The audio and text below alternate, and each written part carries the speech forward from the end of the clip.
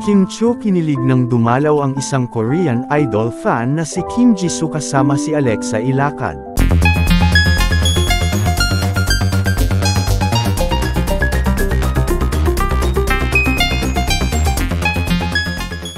Kim Chiu kinilig nang dumalaw ang isang Korean idol fan na si Kim Jisoo kasama si Alexa Ilacad.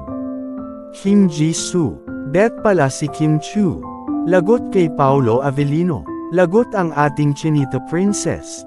Kim hindi napigilan ang kilig nang masilayan ang kagwapuhan ni Kim Jisoo sa pagdalaw nito sa It's Showtime.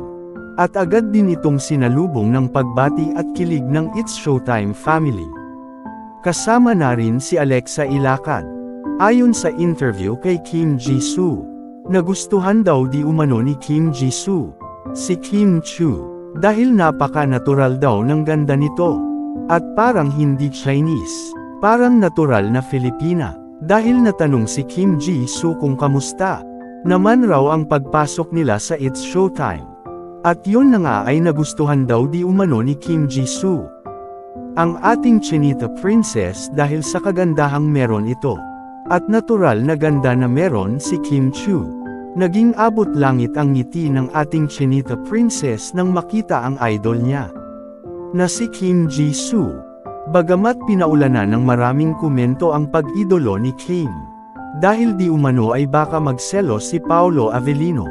Magselos at magalit kasi nagustuhan ni Kim Jisoo at nagandahan sa kagandahan ng ating Chinita Princess.